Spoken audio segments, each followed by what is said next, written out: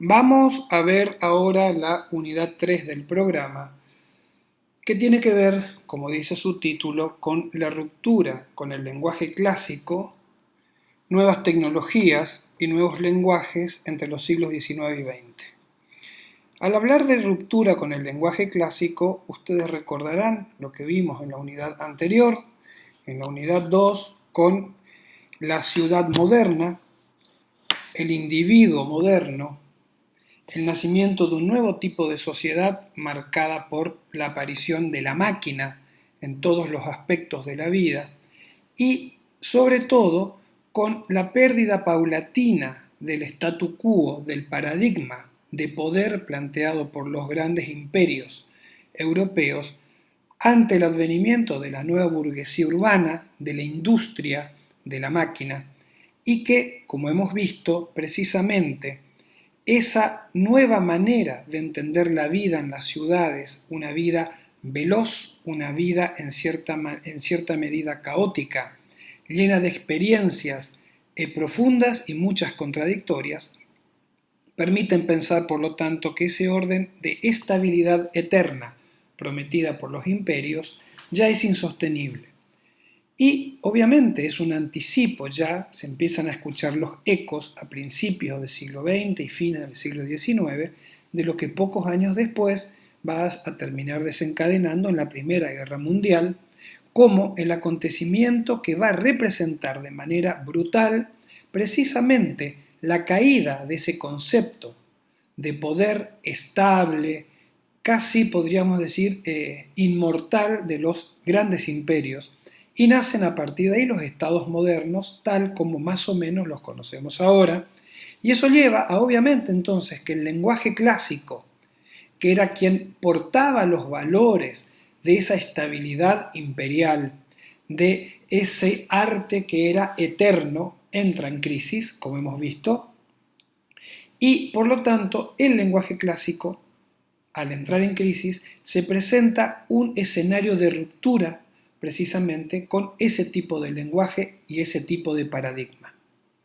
Eso se debe, más, digamos, entre otras razones, a la aparición de la máquina, como hemos dicho, y que esa máquina, en un concepto general, abstracto, va a permitir la aparición, la irrupción en la vida, tanto en la vida pública como en la vida privada, en las ciudades modernas, de nuevas tecnologías, y que además, ante la búsqueda de nuevos lenguajes que representen este nuevo statu quo en donde se empiezan a tambalear los imperios, es precisamente cuando vamos a poder observar aquí algunos ejemplos que se van a desarrollar en algunas sociedades europeas que van a poner esto de manifiesto.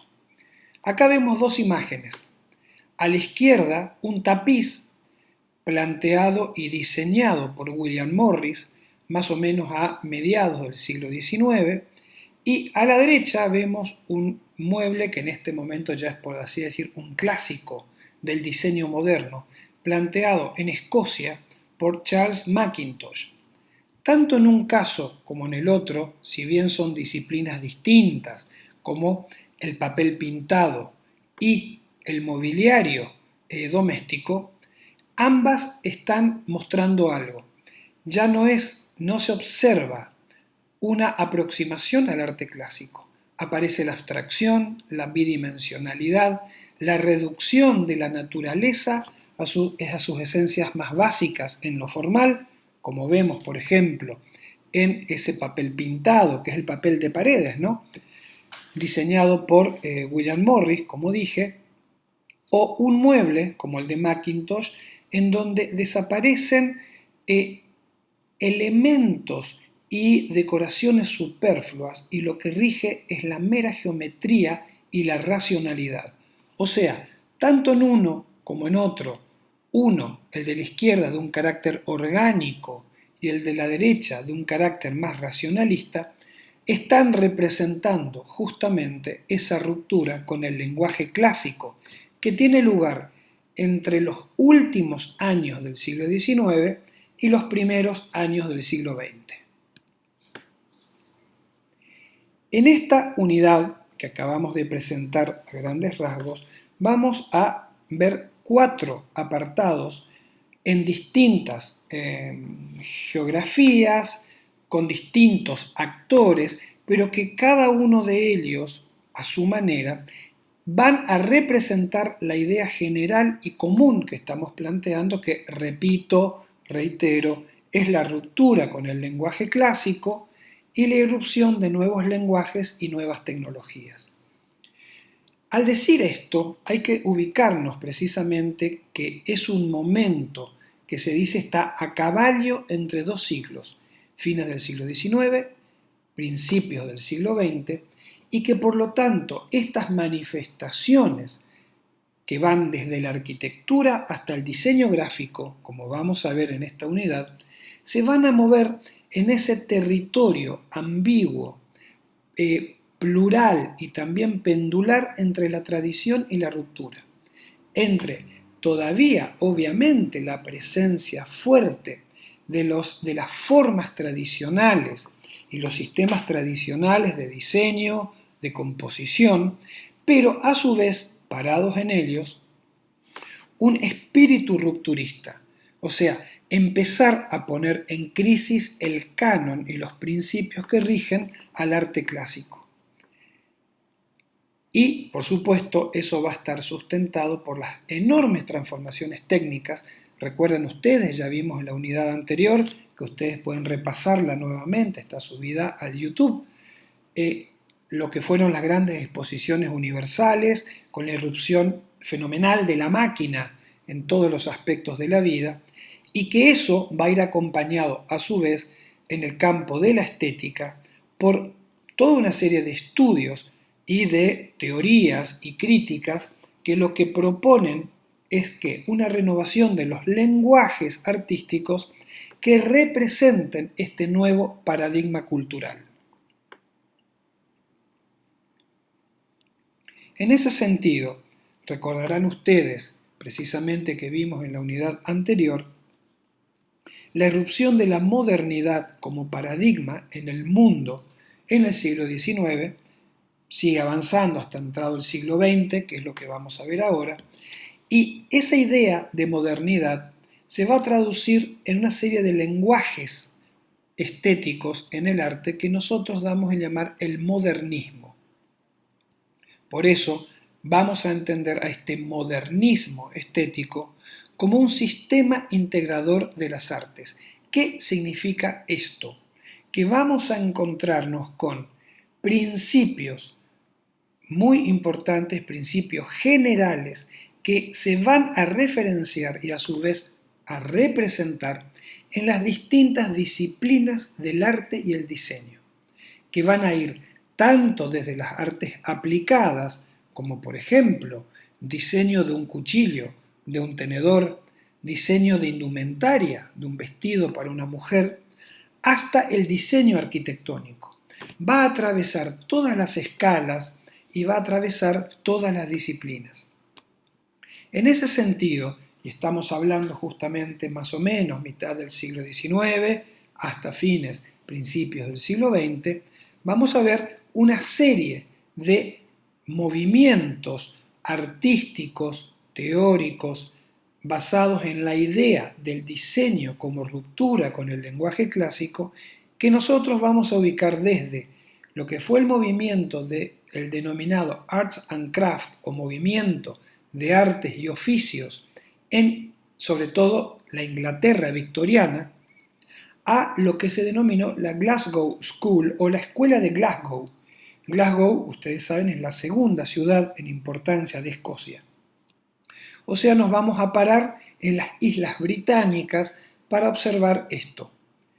Posteriormente vamos a cruzar el Canal de la Mancha geográficamente y nos vamos a situar en Francia, nos vamos a situar en Bélgica y nos vamos a situar también en el noreste de España, Cataluña básicamente, con Antoni Gaudí.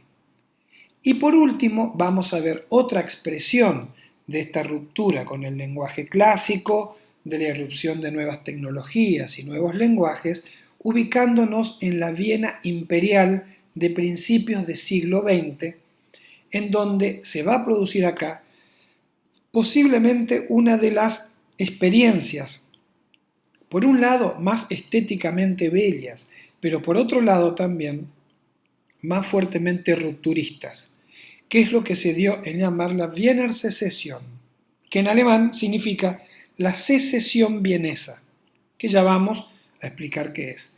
Y a partir de esta secesión vienesa, vamos a observar que sus propuestas se van a basar en lo que podríamos llamar la vertiente abstracta, racionalista, que tiende a la abstracción en el diseño en general, y que van a plantear también una teoría integrada de las artes, o sea, tal como dijimos también que como pasa en el Art Nouveau y su vertiente naturalista, o como vimos también, nombramos recién, lo que ocurre en la Inglaterra, mejor dicho, en el Reino Unido.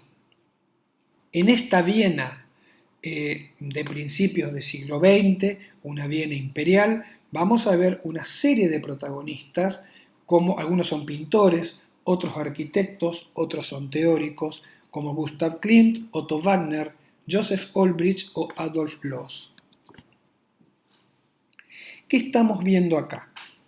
Dos obras de arquitectura, fíjense las fechas, 1893, la Casa Tassel de Victor Horta en Bruselas, 1896, la Glasgow School, o sea, la Escuela de Glasgow, por Charles Mackintosh en esa ciudad escocesa. Acá estamos observando, podríamos decir, los dos polos, las dos polaridades que vamos a observar en el desarrollo de esta unidad. Primero, ¿qué tienen en común estas dos imágenes, aunque parezcan y son tan diferentes entre sí? La ausencia absoluta del lenguaje clásico, o sea, ese lenguaje que proviene de Grecia, de Roma, que posteriormente se traduce en el siglo XV en la arquitectura y, mejor dicho, también en el arte renacentista, que va a sufrir variaciones en el barroco y llegando al siglo XIX en el neoclasicismo.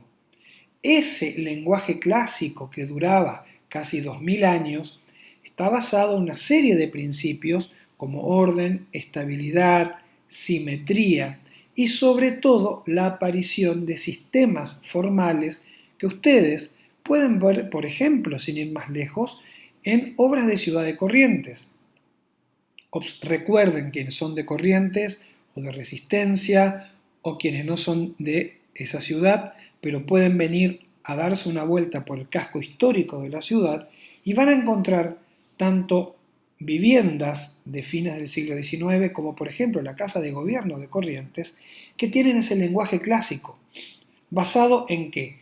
En una tripartición horizontal del edificio en donde en la parte más baja tenemos un basamento, después tenemos un desarrollo del lenguaje y tenemos un remate con un cornizamiento en la parte de arriba, donde encontramos columnas, encontramos pilastras, encontramos un orden modulado en la fachada, que podríamos decir A, B, con llenos y vacíos de manera regular, marcado por los muros y las ventanas o las aberturas.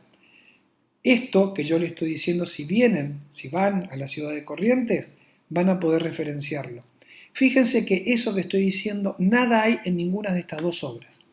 Desaparece absolutamente toda referencia al arte clásico. Eso es lo que estas dos obras tienen en común. Ahora, por otro lado, estas dos obras también tienen enormes diferencias, como se puede apreciar. Una, la de la izquierda, la Casa Tassel de Victor Horta en Bruselas, está planteada básicamente en ese hermoso y espectacular espacio central a partir de la tecnología, como ven ustedes, del hierro y el vidrio, en donde el espacio que ustedes están observando, fíjense cómo parece que todo levita, todo se está dirigiendo hacia arriba, como que el aire toma presión y fíjense en esa cúpula vidriada que parece expandirse hacia arriba, y todo el espacio, por lo tanto, toma una enorme idea de liviandad. Fíjense lo que son esas columnas, muy finitas, abstractas, no tienen referencia a nada del lenguaje clásico. Pero es una arquitectura que, planteada como la vemos, era una arquitectura elitista, una arquitectura que precisaba la presencia de un artesanado, o sea, artesanos muy duchos en la elaboración de esos materiales. Sin embargo, vemos una diferencia enorme en la obra de la derecha, en donde no observamos de ninguna manera esa liviandad espacial, sino al contrario, vemos una arquitectura pétrea, pesada, monumental, planteada a partir del uso de la piedra como material principal constructivo, dado que estamos en Escocia, y donde vemos, sí, fíjense las aberturas, tanto en el frente, sobre todo el plano que está a la izquierda, como el de la derecha, que está más iluminado, en donde desaparece también todo vestigio del arte clásico. Pero mientras una es una arquitectura de la liviandad y elitista en su comprensión y elaboración, la de la derecha es una arquitectura y un arte que hunde sus raíces en las tradiciones escocesas y en la liberación absoluta de todo tipo de decoración superflua. Mientras la casa Tassel de Víctor Horta, fíjense la decoración que tiene, tanto en los pisos, en las barandas, en la cúpula cristalada, la Glasgow School de Mackintosh carece absolutamente de decoración, es adusta, es abstracta, son volúmenes puros. Entre estos dos extremos que parecen tan diferentes, y lo son, es que vamos a movernos en esta clase, pero vamos a fijar, antes de pasar la diapositiva, un par de conceptos nuevamente. ¿Qué tienen en común estas dos obras? La pérdida, el abandono y la puesta en crisis del lenguaje clásico. ¿Qué tienen de diferente?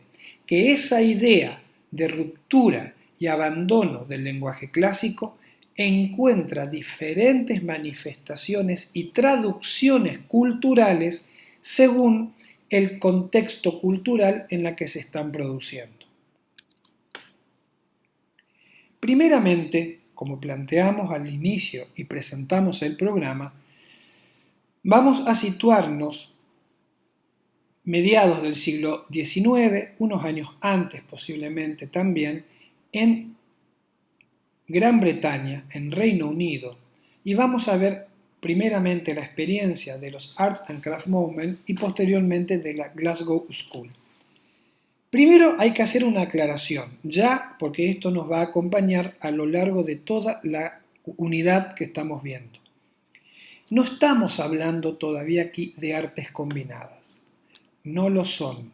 Sí observamos que hay ideas centrales comunes que se traducen en las distintas disciplinas estéticas, como puede ser, y ustedes ven en esta diapositiva, el diseño gráfico a la izquierda para un libro, los papeles pintados arriba a la derecha, en el centro de la diapositiva las artes aplicadas como ese velador, o a la derecha el diseño de interiores en la arquitectura. O sea, fíjense, estamos yendo del diseño gráfico a la arquitectura, atravesando la pintura, papeles pintados, el diseño industrial, podríamos decir, de objetos de uso cotidiano como ese velador.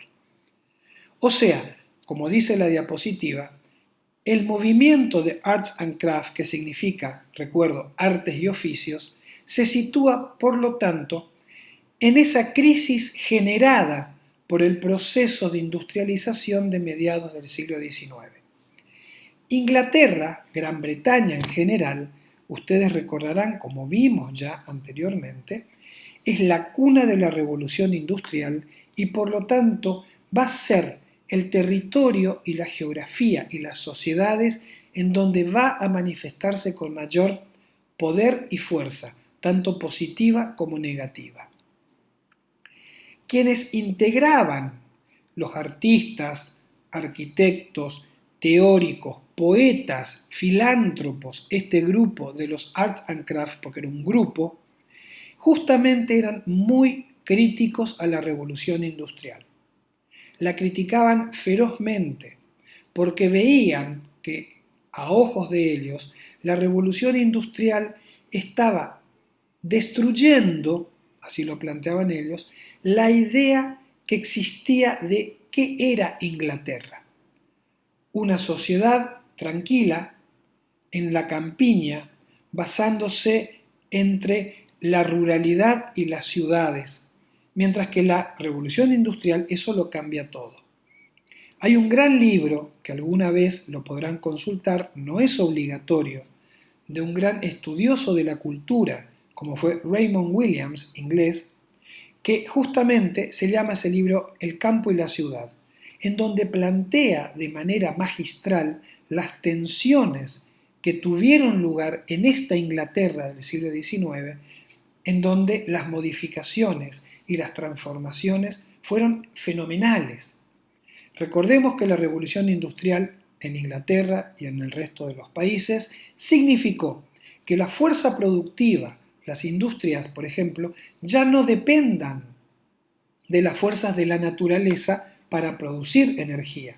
Ya no dependen del viento, como los molinos, no dependen del agua para hacer también funcionar ruedas de molinos para la molienda de granos. Ya no depende de la fuerza animal, como los bueyes, para, por ejemplo, arar la tierra. La aparición de la máquina y por lo tanto de la industria independiza la producción de la naturaleza y entonces, con toda obviedad, la industria ¿dónde se va a situar? ¿En el campo o en la ciudad? Y naturalmente en la ciudad. ¿Por qué? Porque ahí está justamente la demanda. Ahí es donde los objetos que producen se puede vender. Eso llevó que en muy pocos años prácticamente la ruralidad inglesa, británica en general, el ámbito rural comience a vaciarse. ¿Por qué? Porque la fuerza productiva está en las ciudades con las industrias y la mano de obra campesina se traslada a las ciudades y todo eso va a generar enormes modificaciones en la forma de vida. A esto, quienes integran el movimiento de las Arts and Crafts lo ven como una deshumanización tanto de la sociedad como del arte en general. Plantean que un arte pensado y generado desde la máquina pierde su carácter espiritual, pierde su carácter místico de la relación entre la mano del artista o del artesano y su producto final. Todo lo que se comienza a producir en el seno de la industria está alejado de la mano del hombre y esa es la principal crítica que hace este grupo y que por lo tanto en la estética que van a comenzar a perseguir van a basarse en ecos del arte medieval inglés. O sea, ante la crítica a la modernidad del siglo XIX van a encontrar un refugio espiritual y estético en el momento preindustrial, o sea, casi llegando a la Edad Media inglesa, y la empiezan a ver como un momento mágico, como un momento de una enorme espiritualidad, pero hay que decirlo, así la veían ellos. En realidad, la Edad Media en Inglaterra, como en cualquier otro lado, también tenía sus enormes penurias. Acá está justamente, rápidamente, esta imagen ya la hemos visto, esta ciudad industrial, con el aire absolutamente contaminado, con una forma de vida muy mala, donde no existían los derechos laborales, donde trabajaban hasta los niños 14, 16 horas por día, no existía derecho de ningún tipo, una vida durísima. Y ante esto que justamente el movimiento de Arts and Crafts son tremendamente críticos. Tanto es así que uno de quienes integran el grupo de los Arts and Crafts, y va a ser también, porque es un poco mayor, un antecedente directo, va a ser el arquitecto y artista inglés Augustus Pugin, que fíjense en este grabado de 1841, precisamente plantea en imagen lo que recién decíamos. En este grabado tenemos dos imágenes, una imagen superior y una imagen inferior. En la imagen superior, ¿qué observamos? Esa visión mítica, soñada, espiritualizada de lo que eran las ciudades inglesas. Ciudades amuralladas, con un puente que protege a esa ciudad del campo o de la nada, como se entendía entonces, y que el skyline, como se dice, o el perfil de la ciudad está marcada ¿por qué? Por las agujas de las iglesias. O sea, una imagen espiritual, religiosa y también mítica y mística de lo que ellos consideraban que era una forma buena y pura de la vida en la Edad Media. Esa ciudad representada arriba, para Pugin, ¿cómo se ve en la imagen de abajo? La misma ciudad, la misma perspectiva, el mismo puente pero ya moderno, muestra que desaparecen las iglesias, se las derrumban, se las demuelen para levantar ¿qué? Industrias, fábricas, edificios de 3, 4, 5 pisos en donde se hacinan y viven de mala manera los obreros. O sea, está diciéndonos con imágenes acá que hubo una vida más pura y ahora hay una vida que es verdaderamente espantosa. Llama la atención en el grabado de abajo, en el centro de la imagen, también abajo en el centro, ese panóptico que es una cárcel. Nos está queriendo decir con eso que es una ciudad también que pierde la pureza de la Edad Media y aparece ¿qué? La delincuencia, aparece la mala vida, entonces aparece la prisión como un elemento importante. O sea, nos muestra a ojos de Pugin que la ciudad industrial es algo decadente y poco propicio para la creación del arte. La imagen que ven a la derecha seguramente todos la conocen, desde las películas de Sherlock Holmes de los últimos años a las películas de James Bond de años anteriores y otra cantidad de películas de acción desarrolladas en Londres. Seguramente lo han visto. ¿Qué es ese edificio?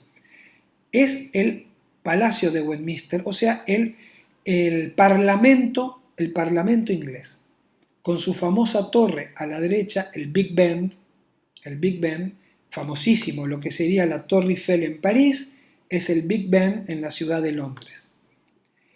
Este edificio, que fue proyectado y posteriormente construido en 1836, fíjense ustedes que guarda una fuerte imagen gótica. O sea, ya en el desarrollo de la ciudad industrial, lo que hace Pugin, que gana el concurso justamente con Charles Barry para la construcción de este edificio, se basan en el espíritu medieval, aquello que justamente el movimiento de los Art and Craft tanto defendían y propugnaban volver a esa pureza.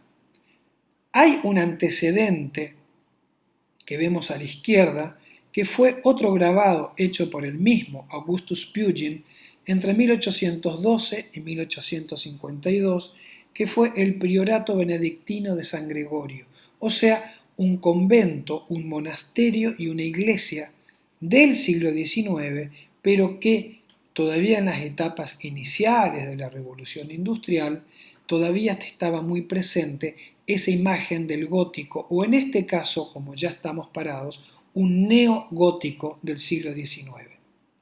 Entonces, para que quede claro en estas dos imágenes, Pugin propone en el ayuntamiento, en el Parlamento de Londres, la identidad nacional inglesa mirando hacia el medioevo, o sea, a un periodo anterior a la industrialización.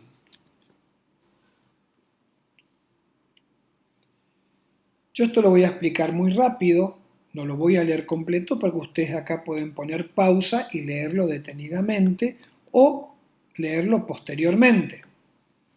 Arnold Hauser, que es un gran historiador del arte, escribió ya hace muchas décadas atrás, pero acá en el siglo XX, un libro monumental de lo mejor que se puede leer para entender la relación entre el arte y las sociedades, que justamente se llama Historia Social de la Literatura y el Arte. En estos libros, o en este libro, digo estos libros también porque tuvo diversas ediciones que vinieron en 2 y 3 tomos, por eso me refiero a estos libros.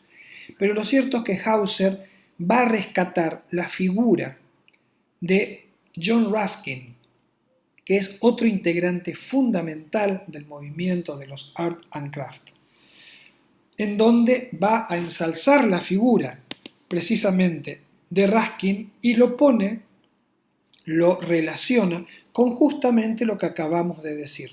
Fíjense los grabados y los dibujos que vemos en la parte superior izquierda de la diapositiva, que son los dibujos, no son grabados, perdón, son dibujos que hace el propio Ruskin rescatando detalles de la arquitectura medieval inglesa.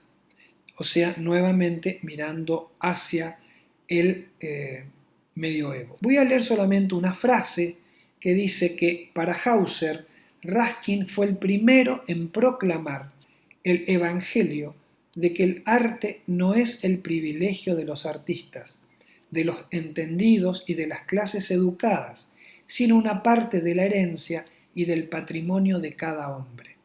Ya en esta frase podemos inferir algunas cuestiones que nos clarifican este presente que estamos viendo, pero que también van a disparar antecedentes para lo que va a venir más adelante. Básicamente es decir que el arte no es privilegio de pocos, de entendidos, sino que el arte debe ser algo abierto, una parte de la herencia y del patrimonio de los seres humanos. Más adelante, cuando miremos las unidades 4, 5 y 6 y veamos las vanguardias, vamos a tener un eco de este concepto. ¿Por qué? Porque precisamente lo que van a plantear las vanguardias de principios del siglo XX es lo que ellos denominaban la fusión entre el arte y la vida. John Ruskin va a escribir un libro fundamental para explicar este momento. Lo escribe y se publica en 1849, o sea, estamos promediando el siglo XIX. Ese libro se va a llamar Las 7 lámparas de la arquitectura. Un libro de un profundo misticismo casi religioso en la relación con el arte.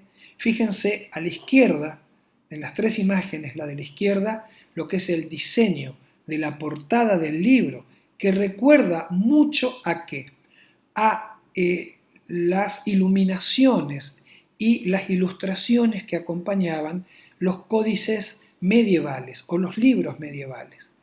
Nuevamente, la Edad Media como referencia y como crítica a la vida industrial, a la ciudad industrial y a la modernidad.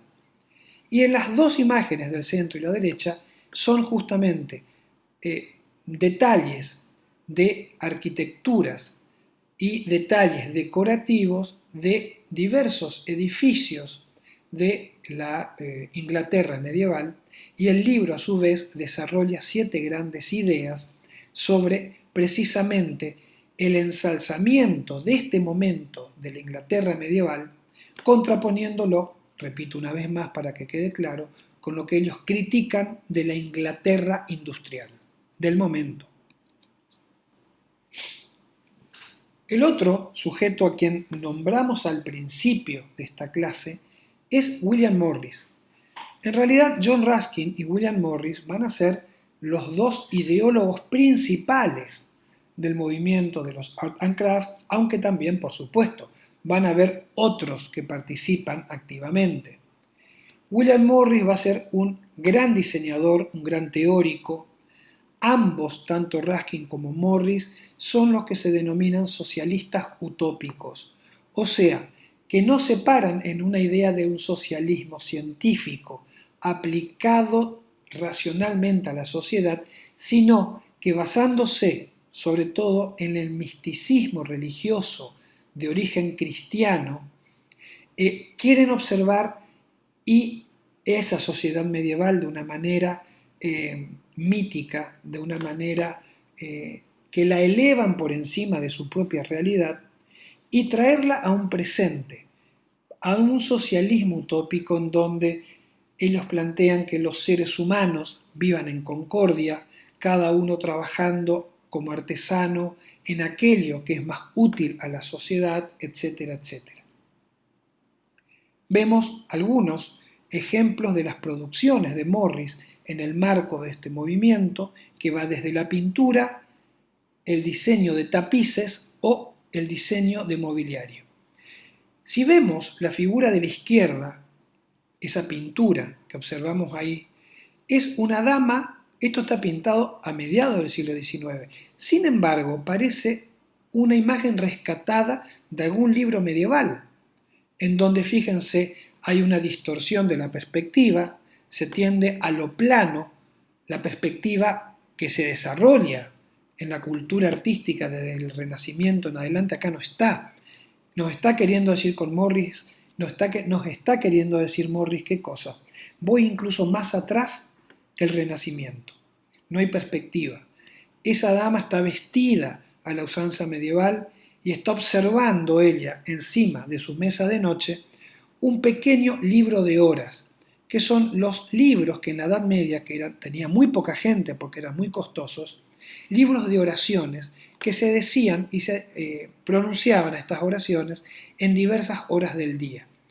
O sea, nos está diciendo con esta pintura que es necesario retrotraerse para ellos como crítica a la ciudad industrial a la Edad Media. En el medio, ¿qué observamos? Un papel pintado. Claro que es claramente identificable los elementos de la naturaleza que acá están presentes, ¿no? Pájaros, flores, plantas, pero fíjense que nuevamente carecen de perspectiva, son absolutamente planos. Esto va a tener, acá ya, mejor dicho, acá está el germen, futuro también de la modernidad, en donde se pone en crisis la idea de la representación de la naturaleza tal cual y cada vez empieza a profundizarse más que la idea de una abstracción de la naturaleza, basarse en las formas más básicas de representación figurativa de esos elementos. Otras producciones de William Morris, diseño gráfico, libros, diseño de letras, todas basándose en el espíritu medieval. O sea, acá diseño gráfico. Y también va a participar de este grupo de los Art and Craft un arquitecto llamado Philip Webb, que lo vemos a la izquierda abajo, que va a hacer una serie de viviendas, pero sobre todo una que va a ser muy importante, tanto para este movimiento como va a tener también mucha influencia posterior a principios del siglo XX en la arquitectura. ¿Por qué es importante esta casa? Porque Philip Webb traduce en el siglo XIX, como vemos en la imagen de arriba a la derecha, en esa planta de la casa, una disposición muy funcional, en términos incluso diría actuales, hoy, de cómo debe funcionar una vivienda.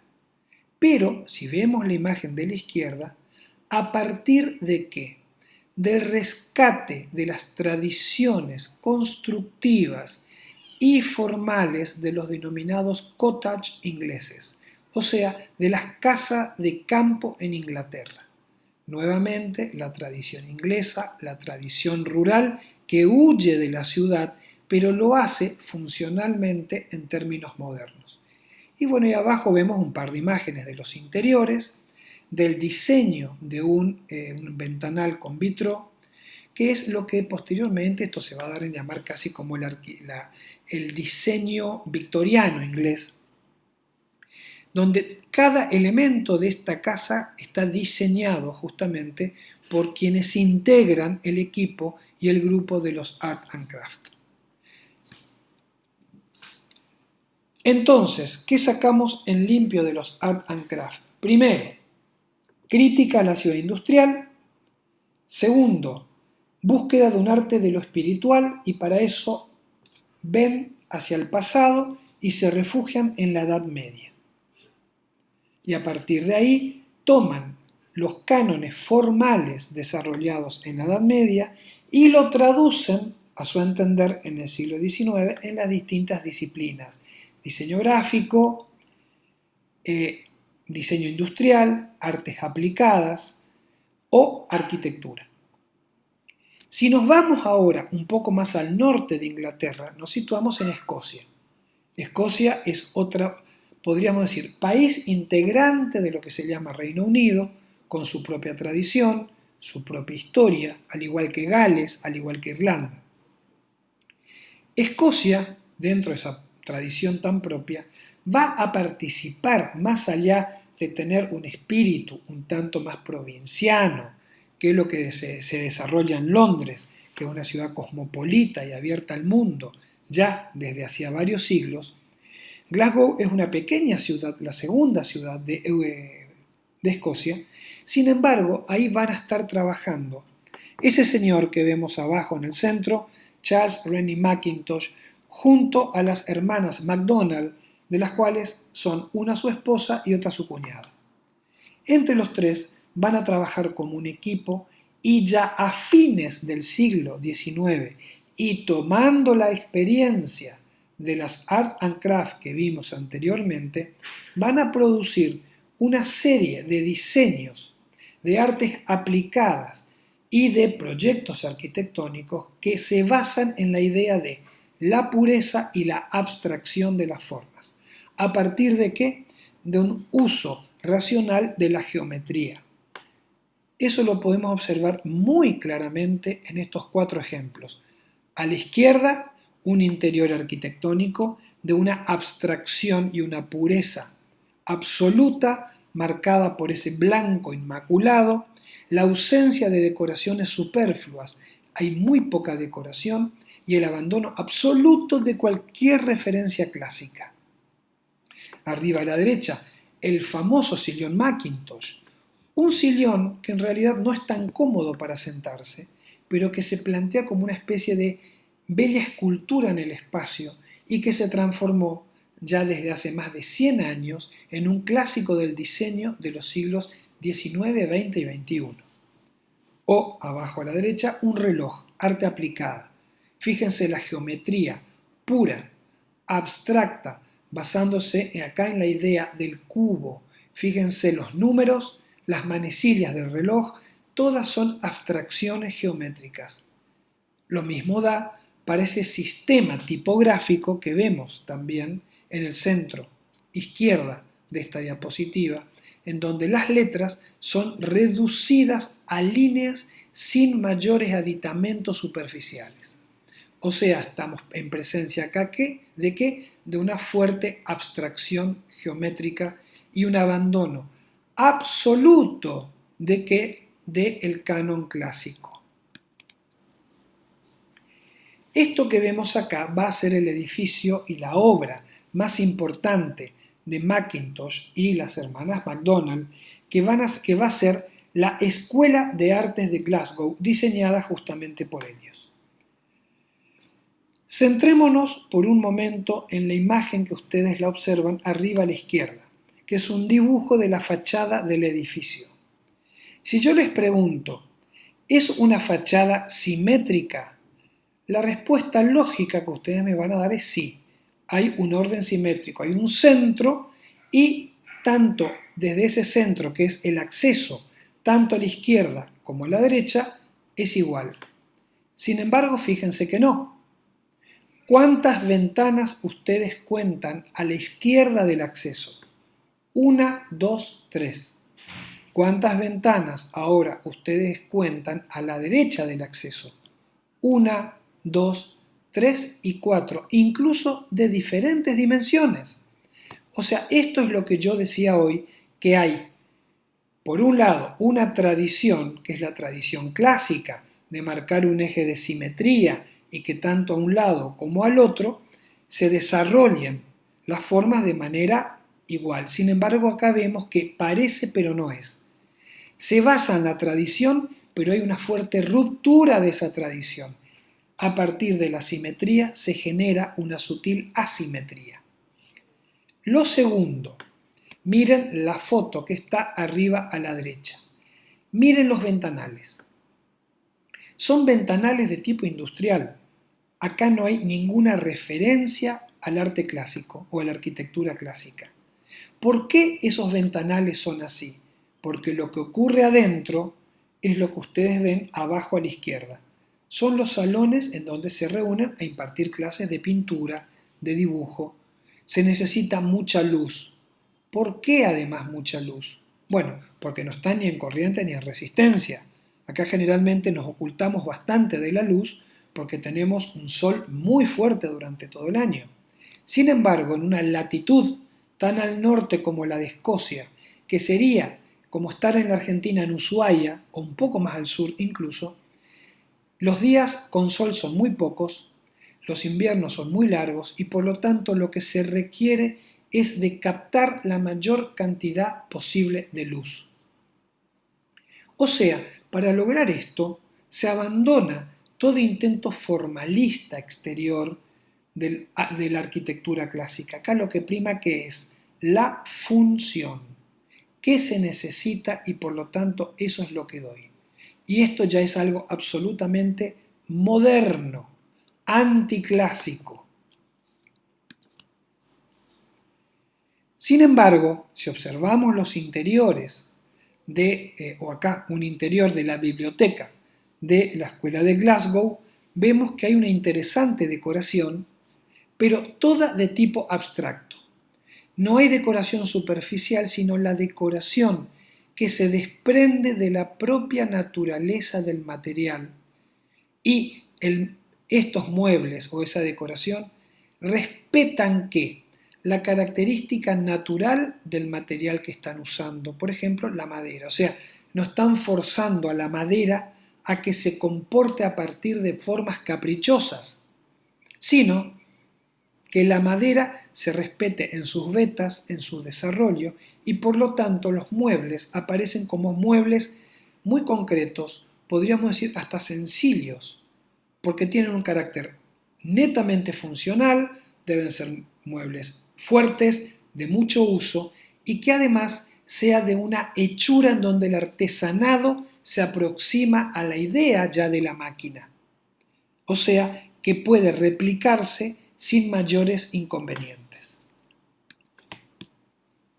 Fíjense qué diferente lo que acabamos de ver en Glasgow si comparamos con lo que ocurre en Francia y Bélgica.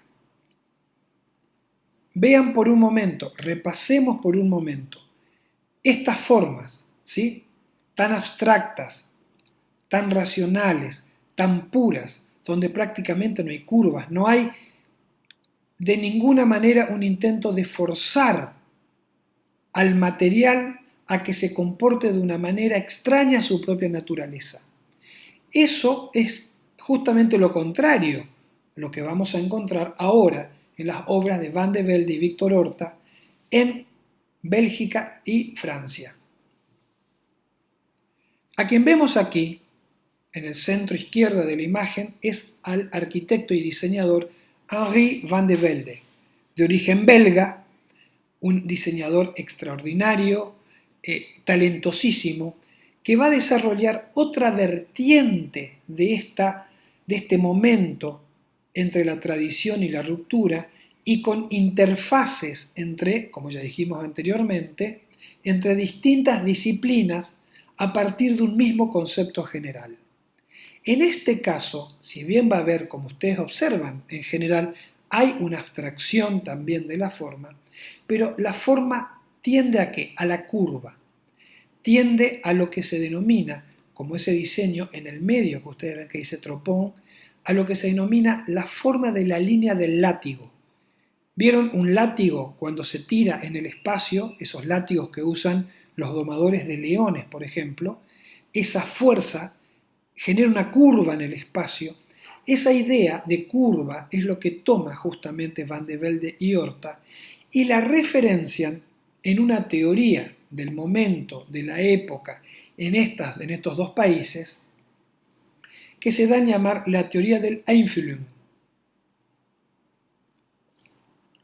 que en alemán significa la teoría de la empatía. ¿Qué es la empatía? ¿Qué es sentir empatía? Bueno, es cuando se establece, a veces sin hablar, un nexo, una comunicación fluida entre dos personas. Es cuando se dice, vamos a traducirlo así, entre dos personas, sean amigos, parejas, novios, hay onda. Me referencio en el otro, hay un ida y vuelta que es muy poderoso y sobre todo muy identificable. Eso es la empatía. ¿Y eso cómo lo vemos aquí? Porque la teoría de la influencia o teoría de la empatía que plantean Van de Velde y Horta, ellos dicen que estas formas tan sinuosas pero también tan sensuales son muy cercanas a la emoción humana, en donde ellos consideran que el hombre, la mujer del momento, aunque esto hay que verlo ya a la distancia como una visión también bastante elitista, claro está, sienten empatía por estas formas, sienten una agradable compañía, estar rodeado por estos objetos curvos de precisamente formas no angulosas, formas redondeadas, formas sensuales. Eso es lo que ellos denominan una empatía entre el diseño, los objetos y el usuario. Y aquí podemos ver cómo Van de Velde esto lo desarrolla en la arquitectura, como vemos arriba a la izquierda en ese interior, en el diseño de mobiliarios, como vemos en las sillas, escritorios, chiffoniers, mesas o ese espacio absolutamente diseñado, esa boiserie que vemos abajo a la derecha, o incluso el diseño gráfico, como vemos en ese afiche que dice Tropon, o en el diseño que hace para una edición del famoso Ecce Homo de Friedrich Nietzsche que vemos abajo a la izquierda. Van de Velde, como vemos en esta otra casa que es su propia vivienda, vemos como el exterior, primero, es totalmente anticlásico, no hay referencia alguna al arte clásico, eso sigue estando presente. Pero tanto el exterior como el interior, sobre todo miren ese dibujo de la arriba a la derecha. Claro que el interior no es así, pero ¿qué nos está queriendo representar Van de Velde con eso? Es la imagen metafórica que él tiene de esta vivienda, en donde todo el espacio se curva, todo es curvo, las paredes, el techo, el cielo raso, el piso, los muebles, las aberturas, una especie de un todo curvo en donde él dice que se siente esa empatía con este tipo de diseño y este espacio.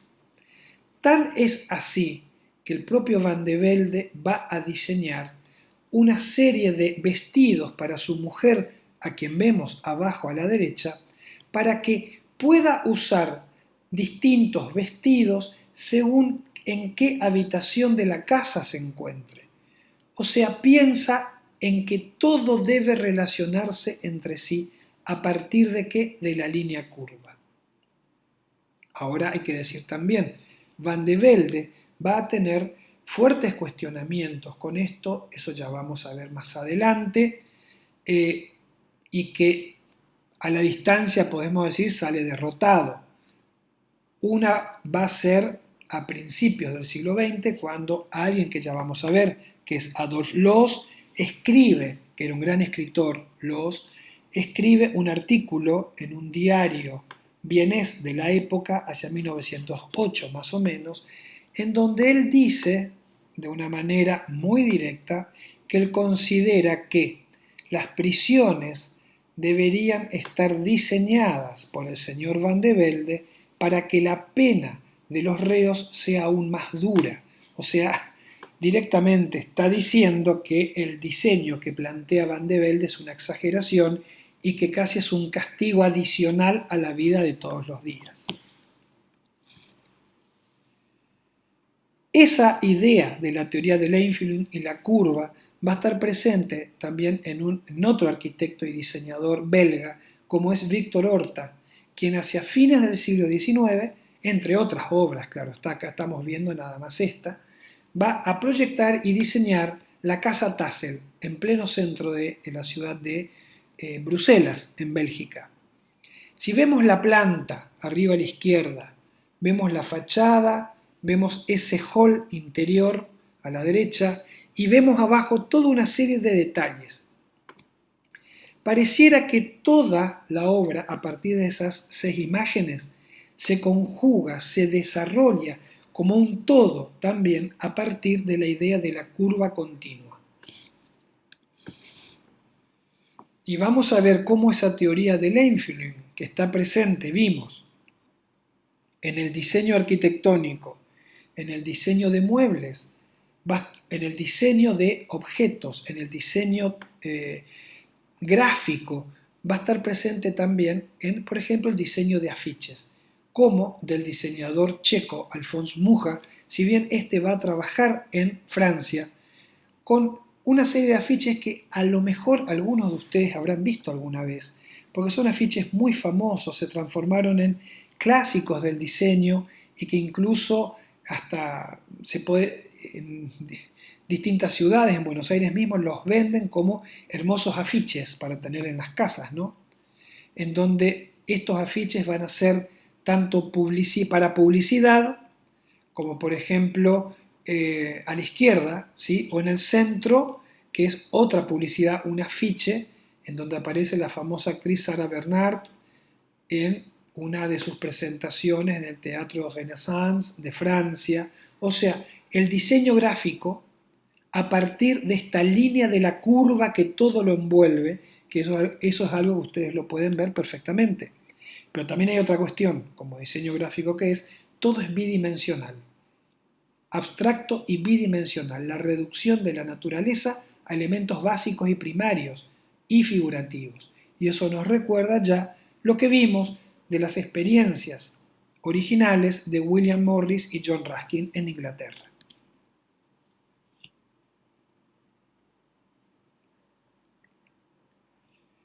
Lo que vamos a ver ahora, y ya estamos avanzando y casi terminando, es la experiencia que tiene lugar en la Viena imperial de fines del siglo XIX y principios del XX, que podríamos decir que va a tener una influencia enorme, muy importante, y por eso lo dejamos para el final.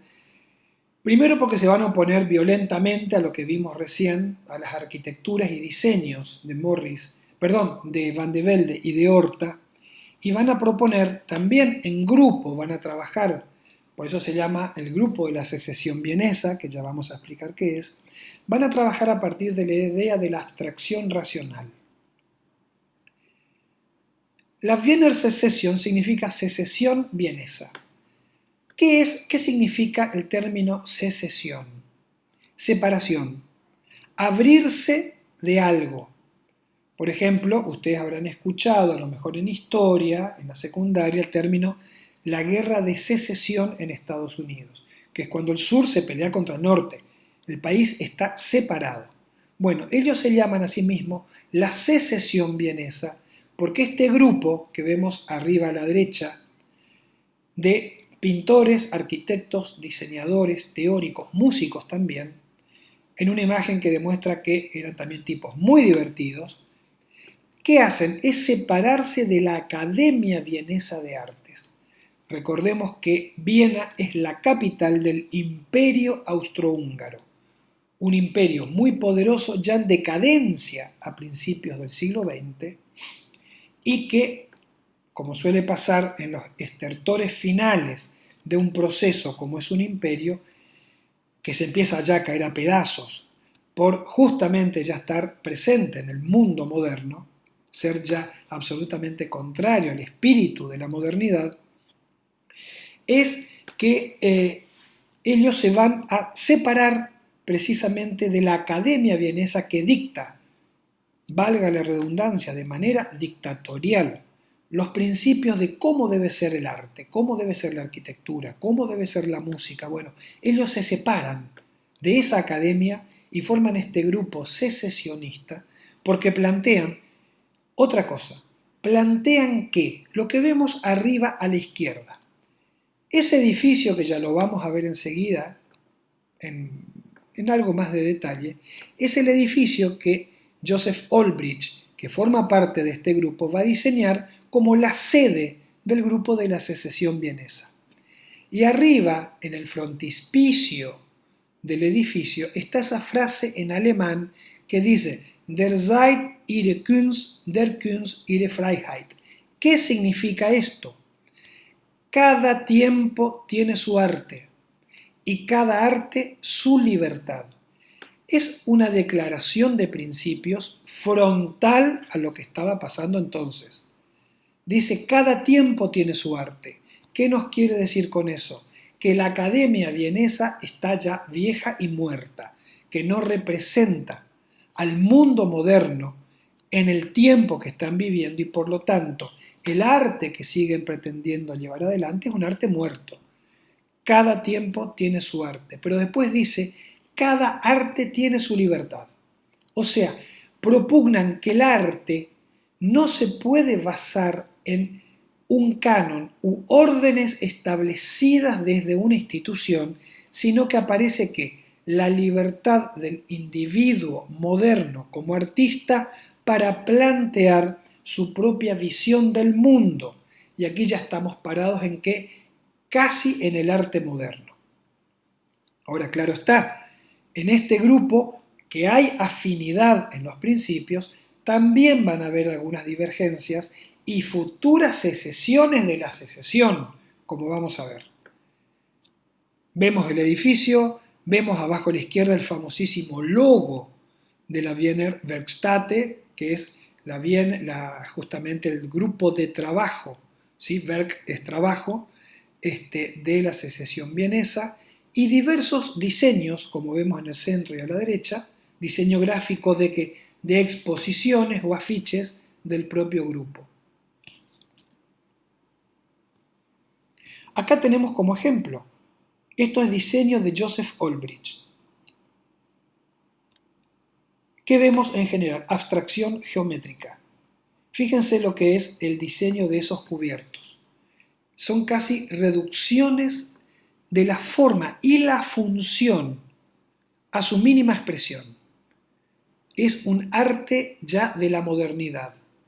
O abajo vemos ese bol blanco y negro que es prácticamente formas puras y colores puros. Vemos también papel tapiz en el centro, en donde si comparamos con los papeles pintados, los tapices que vimos, por ejemplo, de William Morris, acá la naturaleza está aún más abstraída, más cercana ya a formas geométricas abstractas. O miren a la derecha, diseño de indumentaria. ¿Qué quiere decir esto? Repito, ¿es esto artes combinadas? No. Sí, ¿qué es? Principios generales del diseño, ¿sí? Que ellos llaman una teoría integrada de las artes. O sea, hay principios generales que se van a referenciar en las distintas disciplinas. Diseño gráfico, diseño industrial, artes aplicadas, diseño de indumentaria. Es en esta Viena modernista donde va a tener lugar también un pintor extraordinario, fundador del arte moderno, que es Gustav Klimt. Yo creo, sin temor a equivocarme, que estos cuadros lo habrán visto alguna vez, uno u otro. Es más, el de la izquierda, el retrato de Adele Bloch-Bauer, hay una película, búsquenla, muy interesante sobre la historia de esta pintura, desde qué ocurre en la Viena modernista hasta su presencia final en la ciudad de Nueva York. Es una película extraordinaria y muy linda. Y a la derecha vemos el famoso cuadro El beso. ¿Esto es arte figurativo? Sí, porque estamos observando a una señora a la izquierda con el famoso collar en su cuello, ¿sí? Adele Bloch-Bauer, o a la derecha una pareja besándose. Sin embargo, también son pinturas fuertemente rupturistas, que desde la pintura traduce que las ideas de teoría integrada de las artes de esta Viena modernista, abstracción geométrica, abstracción formal. Ambas pinturas tienen figuras centrales, pero fíjense que en ambas lo único verdaderamente figurativo y representativo que se puede decir que en ambos casos son los rostros y las manos. A partir de ahí los cuerpos se funden en masas de colores, en diversas formas geométricas y en una libertad compositiva que rompe todo equilibrio clásico. Y si vemos en ambas pinturas el fondo, ya estamos directamente en esos fondos abstractos 100%. Casi podríamos decir que es una pintura que se adelanta ambas 100 años a su época. Klimt va a participar no solamente como pintor propio, sino también colaborando con diseñadores y arquitectos en otras obras, como por ejemplo el famoso Palacio Stocklet, que está no en Viena, sino en Bruselas. Lo vemos chiquitito, abajo a la derecha, porque en realidad la idea no es hablar de arquitectura, pero sí hablar de que de la imagen central, abajo, en el centro, el famoso comedor, en donde a un lado, a la izquierda, y al otro, a la derecha, Klimt va a hacer dos intervenciones artísticas que dan a llamar el árbol de la vida, planteado a uno y otro lado del comedor. Es lo que vemos en la parte superior. Y también es muy interesante, abajo a la izquierda, Gustav Klimt con su mujer, con vestimentas diseñadas por el propio Klimt. Klimt siempre se vestía con túnicas, como vemos ahí. Imagínense lo que es alguien vestido con túnica en 1905 en la Viena imperial. Era lo que podríamos decir un hippie en la década del 60. O sea, ruptura total, rebeldía total. Más allá puse esa foto, vamos a decirlo porque me resulta una foto sumamente simpática de la manera en que se miran Klimt y su mujer, divertidísimos con sus propias creaciones, en donde están como en una danza y los vestidos y las túnicas son realmente maravillosos. Vamos a ver también, y acá llegamos a un punto fuerte de la Wiener Secession, a este sujeto, arquitecto que vemos abajo a la derecha, con esa pose tan imperial, que es Otto Wagner. ¿Por qué está en una pose tan imperial? Porque era nada menos que el prefecto vienés, o sea, era el intendente, el alcalde de la ciudad de Viena, en pleno período imperial. Sin embargo, que además hizo una obra fantástica en la ciudad de Viena entonces, en la Viena de entonces, haciendo unas estaciones de subterráneo magníficas, que son ya paradigmáticas dentro de la modernidad. Sin embargo, era un enorme rupturista y, como era el mayor, era, podríamos decir, el alma pater de todo el grupo secesionista vienés. Lo que vemos acá es su segunda vivienda, anteriormente hizo otra, que es la Villa Wagner II en Viena de 1888, que es una obra, si me preguntan a mí como arquitecto, una obra magnífica. Es una obra de arquitectura, pero fíjense que acá está muy presente la estética que vimos anteriormente en los cubiertos, en el diseño de indumentaria, en el diseño de las artes aplicadas para los interiores. Miren la fachada, mejor dicho, la foto de esta casa que está arriba a la izquierda. Miren los muros, vamos a decirlo así, están totalmente pelados. No hay ningún tipo de decoración menos de origen clásico. Segundo, miren las ventanas, siempre en la foto de la izquierda. Las de abajo son muy distintas de las de arriba y las de arriba están pegadas a la cornisa. O sea, hay una ruptura total y absoluta del orden clásico. Pero, sin embargo, si lo vemos como conjunto, es una obra sólida, organizada en una modulación de fachada que parece recibir los ecos del arte clásico. Si ponemos en detalle y vamos a la imagen de la derecha, es ese acceso en donde hay decoración, pero es una decoración abstracta, geométrica, aplicada al muro, que son cerámicos azules, de una belleza extraordinaria. En esas composiciones de una abstracción absoluta, en donde es mera forma, bella por cierto, sin referencia histórica de ningún tipo.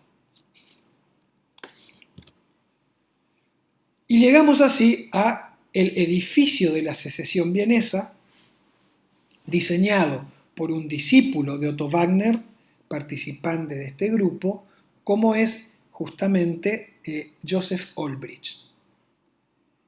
Va a ser el diseñador y proyectista de esta obra, que es una obra de las más importantes de los últimos 100 años, más de 100 años, sin lugar a dudas, porque es una obra que resume la tradición clásica en cuanto al orden que tiene, pero al mismo tiempo una ruptura subversiva y violenta de todo el arte clásico.